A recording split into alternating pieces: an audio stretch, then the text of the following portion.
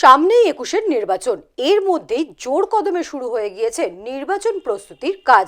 প্রত্যেকটা রাজনৈতিক দলগুলোই কোমর বেঁধে নেমে পড়েছেন। তবে এর মধ্যেই চলছে এক রাজনৈতিক দল থেকে পদত্যাগ করে অন্য রাজনৈতিক দলে যোগদান করা। এর মধ্যে আবারও পদত্যাগ করার ইচ্ছা প্রকাশ করেছেন পূর্ব মেদিনীপুর জেলা পরিষদের খাদ্য কর্মাধ্যক্ষ সিরাজ খান। তো আমরা সেরকম ভেবেছিলাম যে কাজ হবে, ঠিক আছে, সরকার চেঞ্জ হোক, নতুন সরকার আসুক, কাজ করব।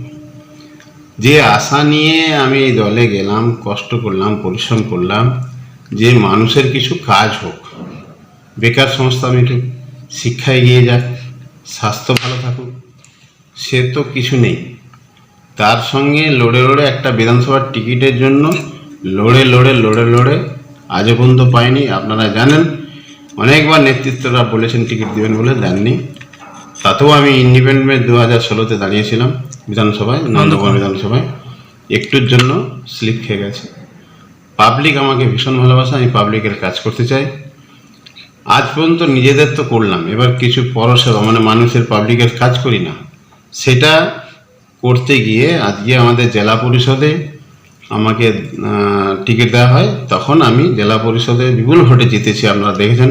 5 জন লড়াই ছিলাম, আমি টিএমসি থেকে ছিলাম, বিজেপি ছিল, সিপিএম ছিল, বামফ্রন্ট ছিল আগে, আর আপনার কংগ্রেস ছিল এবং এসইউসিআই ছিল। সেখানেও আমি 28,243 লিড পেয়েছি। এত সুন্দর ভোট হওয়ার পরেও আমি নেতৃত্বকে বললাম যে আমার কি দেবেন কর্মদক্ষ। আমাকে বললেন যে মাছ তোমাকে দেওয়া হবে। তাই মৎস্য জানি পাবো।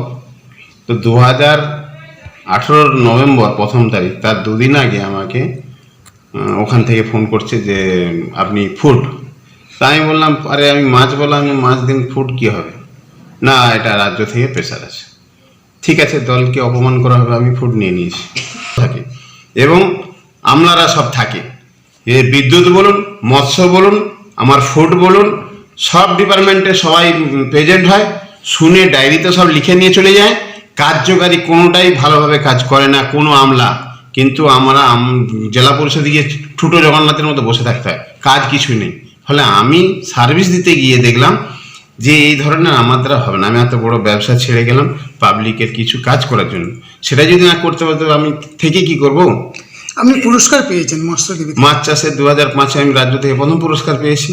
এই যে ময়না মডেল, যেটা ময়না মডেল আমাদের মাননীয় মুখ্যমন্ত্রী বলছেন যে ময়না মডেলের মতো পুরো রাজ্যে মাছ চাষ করতে হবে। সত্যি কথা বলতে দীঘাতে এই মৎস্য চাষ নিয়ে এত আলোচনা হলো, এই ময়না মডেল কিভাবে হলো। আমি যে করেছি, আমার পেটটা কামড়াচ্ছে, আমাকে বলতে দেওয়া হলো না। আমি বলবো, যেটা আধ ঘন্টা ডিসকাস করছেন ময়না মডেল নিয়ে, আমি বলতে সুযোগ পেলাম না। তো আজকে খাদ্য থেকে আমি যতটা পেরেছি খাদ্য ঠিক তার স্বচ্ছ রেখেছি, আপনারা নিশ্চয়ই জানেন। কিন্তু আমি চাইছি মৎস্য হলে, মৎস্য ডিপার্টমেন্ট দিলে অনেক কর্মসংস্থান হতো।